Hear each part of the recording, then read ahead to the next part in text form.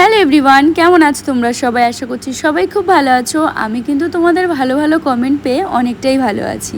কালকের ভিডিওতে দেখেছো, আশা করি অনেকেই কালকের ব্লগটা হয়তো বা দেখেছো আমাকে কান্নাকাটি করে কথা বলতে, কিন্তু সেই ব্লগে অনেকেই কিন্তু আমাকে প্রচুর প্রচুর ভালোবাসা দিয়েছে, আবার অনেকেই নাটক মনে করেছে, অনেকেই অনেক নেগেটিভ কথা বলেছে।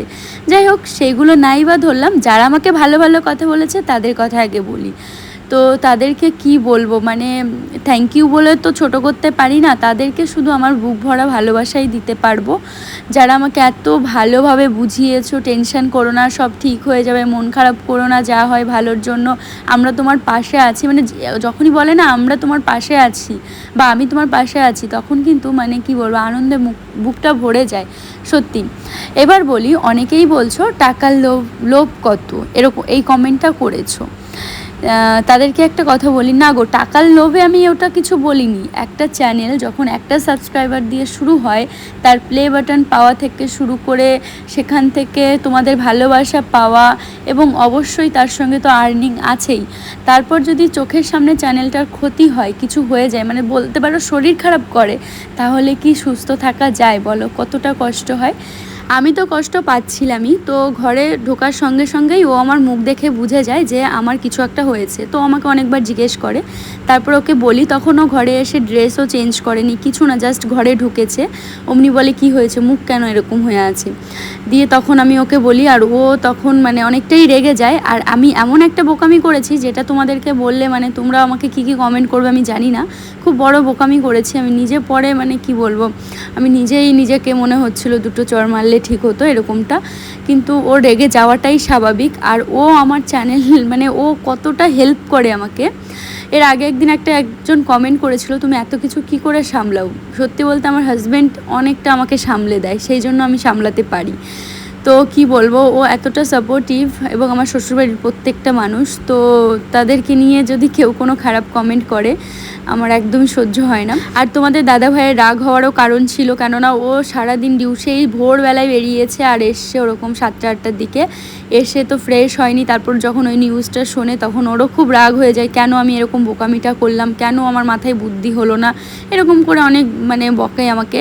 আর আমিও সেইভাবে কষ্ট পাই যে আমি আজকে কষ্ট পাচ্ছি, তুমি বুঝছো না, তুমি আমাকে বকছো, মানে আমি আমারটুকুনি ভেবেছি আর ও ওরটুকুনি ভেবেছে, ব্যাস। দুজন যদি দুজনের টুকুনি ভাবতাম, আমিও যদি ভাবতাম যে না ও ডিউটি করে এসছে, ওর অতটা, আর ভোট কাউন্টিং করা সেটা তো তোমরা বুঝতেই পারছো কত লেভেলের চাপের কাজ দিয়ে। যাই হোক, আমিও তখন সেই মুহূর্তে কষ্ট পেয়েছিলাম, তখন আমি ভিডিও করে নিয়েছিলাম যে আমি এটাও শেয়ার করবো যে তুমি এরকম, মানে যা হয় সেই সঙ্গে সঙ্গে আমি ভিডিও আপলোড করে দিয়েছি। তো যাই হোক, ভিডিও আর ডিলিট করিনি। তো কি হয়েছে জানতে পেরেছো, কি হয়েছে? এবার অনেকেই বলছো দাদাভাইকে আমরা ভালো জানতাম, বাট তুমি কেন এইসব ভিডিও পোস্ট করছো, কেন মানে করছো, এরকমটা বলছো। দেখো, সত্যি বলতে কি বলো তো, আমার বর আমার কাছে কেমন সেটা আমার জানা সব থেকে বেশি প্রয়োজন।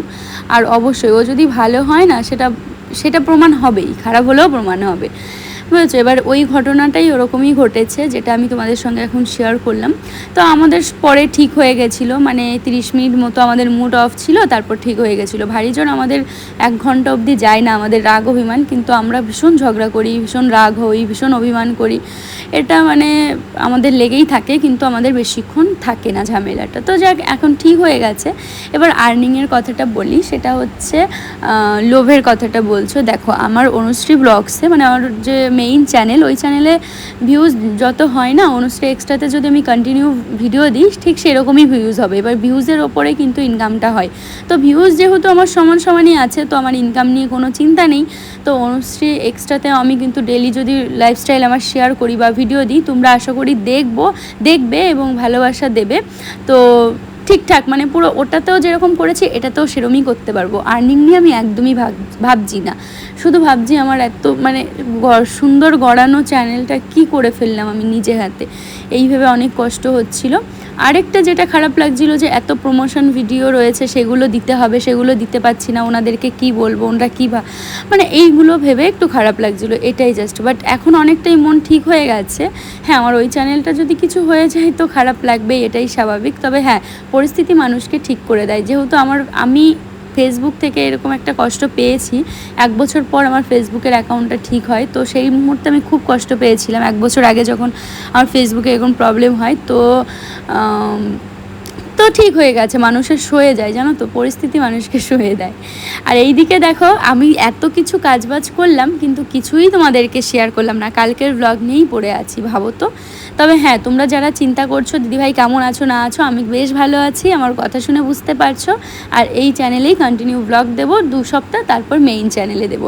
ওই চ্যানেলটাকে আমি হারাতে চাই না গো, ওই চ্যানেলটাকে আমি খুব ভালোবাসি। ওখানে আমার পুরনো স্মৃতি রয়েছে, আমার পুরনো ভিডিও, আমার মাম্মাম ছোট রয়েছে, সেই ভিডিও আমিও বারবার করে দেখি। মানে ওগুলো সব মানে কি বলবো, ডায়েরির পাতার মতো হয়ে রয়েছে। ওই চ্যানেলটাকে আমি হারাতে কিছুতেই চাই না, কিন্তু হয়ে গেলে আমার কিছু করে না। এবার অনেকেও বলছে অহংকার হয়ে গেছে, অহংকার কিসের হয়েছে আমি জানি না, সেটা ভগবান জানে যে আমার হয়েছে কি হয়নি, তাই না? অহংকার কিন্তু খারাপ সময় মানুষের সবারই আসে। তো আমি মনে করি না যে আমি অহংকারী হয়েছি, যেহেতু কি বলবো, কিছু বলা নেই। আর এইদিকে তোমাদের দাদাভাই আমার জন্য নিয়ে এসছে খেজুর। এটা ছিল শনিবারের একটা ভিডিও, তো শনিবারে নিরামিষ রান্না করছিলাম, বাবা এসছে নিরামিষ খায়।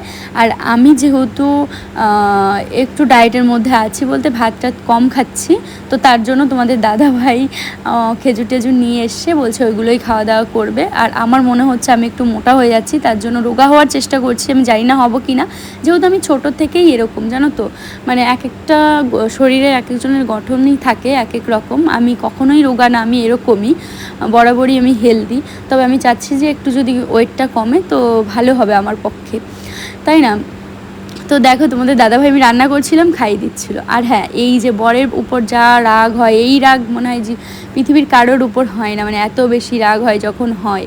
কিন্তু পরে যখন ভালোবাসা হয় মনে হয় ওর থেকে আমি বেশি কাউকে ভালোবাসি না, এমনি সত্যি তাই, ওর থেকে আমি বেশি কাউকে ভালোবাসি না, কাউকে না, মানে এতটাই ও আমার কাছে ভালোবাসার আর কি। তো দেখো আমার কিন্তু সকালবেলা রান্নাবান্না আমি করছিলাম, তার সঙ্গে সংসারে যা কাজবাজ সেগুলোই তোমাদের সঙ্গে শেয়ার করছি। দেখো এখানে ফল কাটছি, আপেল যেগুলো মাম্মামকে দেবো, তোমাদের দাদাভাইকে দেবো, মা বাবাকে দেবো, মানে আমরা সবাই মিলেই ফল টল খাবো, আমিও তাই। আর সকালবেলায় ডালি আর খিচুড়ি করেছিলাম, তো এইগুলোই। আর যারা মনে করছো নাটক, ওই ভিডিওতে কমেন্ট করেছো, যারা দেখোনি ওই ব্লগটা, এই ব্লগটা দেখছো, আশা করি তোমরা দেখে নিও, আমার এই চ্যানেলেই আছে। দেখো নাটক কিছুই না, তোমরা যদি এরকম ব্লগ ভিডিও বানাতে বা ডেলি লাইফস্টাইল শেয়ার করতে না, তাহলে তোমরা বুঝতে পারতে যে এটা মানে কীরকম। মানে ভালো মুহূর্ত যেরকম শেয়ার করি, খারাপ মুহূর্ত সেরকম তোমাদের সঙ্গে শেয়ার করি, তাই না? শুধু ভালোটাই শেয়ার করব, খারাপটা শেয়ার করব না? অনেকেই তো ভাবে যে কত সুন্দর, কত মানে সুন্দর জীবনযাপন করছে। না, সবার জীবনেই ঝড় আসে, তুফান আসে, তাই না? সবাই সুন্দরভাবে সময় কাটাতে পারে না সর্বদাই।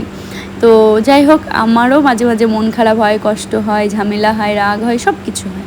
তার সঙ্গে ভালো তো অবশ্যই আছি ভালোবাসার মানুষটাকে নিয়ে, তো সময় তো ওরকম হবেই। তো দেখো আজকে অনেক কিছুই রান্না করেছিলাম, উচ্ছে ভাজা, আরও কী বেশ রান্না করেছিলাম, ভুলেই গেছি। আর শাড়ি পরেছিলাম সকালবেলা, স্নান দান করে মনে হলো একটু শাড়ি পরি, কিন্তু পরে এতটাই গরম লাগছিল শাড়ি ফাড়ি চেঞ্জ করে নাইটি পরে নিয়েছি, শান্তির ড্রেস।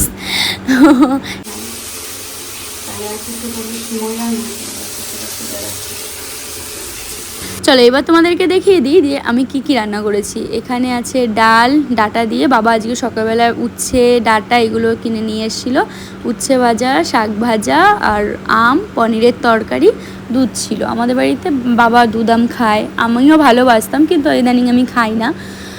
দুধ যদি সব কিছু খাওয়ার পর দুধ আমটা খাই না, ওটা এক্সট্রা খাওয়া হয়ে যায় এরকম মনে হয়। তো আমি এখন বাবাকে সাজিয়ে খেতে দিচ্ছিলাম, আর বাবা স্নান হয়ে গেছে। বাবা হচ্ছে স্নান হয়ে গেলে ব্যাস তারপর খিদে পেয়ে যায়, একদম খিদে সহ্য করতে পারে না, তার জন্য বাবাকে দিয়ে দিলাম। আর এই যে দেখো ডাটা দিয়ে ডাল করেছে অনেক দিন পর। তো চলো আজকের ব্লগটা এখানেই শেষ করছি, যদি ভুল কিছু বলে থাকি কমেন্ট করে জানিও। আর কি বলবো, কিছু বলার নেই আমার। আর সত্যি বলতে আমি আমার বরের সঙ্গে সত্যি খুবই হ্যাপি আছি, খুব ভালো আছি। আর রেগে মেগে অনেক কিছুই বলি, কিন্তু সব শেষে মনে হয় ও ছাড়া আমার আপন কেউ নেই, ও ছাড়া আমাকে কেউ বোঝে না। তো এইটা লাস্টে একটা ভিডিও তোমাদের সঙ্গে শেয়ার করলাম, আমার সুন্দর একটা মুহূর্ত আমার হাজব্যান্ডের সঙ্গে আর কি। তো দেখো আমার বর অতটাও মানে ভিডিও তারপর ফটো তোলা মানে অতটা পেরে ওঠে না, বাট যতটুকুনি করে ও আমাকে হ্যাপি করার জন্য করে, যাতে আমি মানে মন খারাপ না হয়। তো ও 100% দিয়ে চেষ্টা করে যাতে আমি সবসময় হ্যাপি থাকি। তো অনেকেই আমাদেরকে ভালোবাসা দাও যে দিদিভাই এইভাবেই সারা জীবন দাদাভাইয়ের সঙ্গে থেকো। হ্যাঁ, তোমরা সবাই ভালোবাসা দিও, বড়রা আশীর্বাদ করো যাতে এরকমই আমরা সারা জীবন থেকে যেতে পারি যতদিন এই পৃথিবীতে আছি। তো চলো টাটা, সবাই খুব ভালো থেকো, কালকে আবার দেখা হবে নতুন একটা ভিডিওতে। টাটা।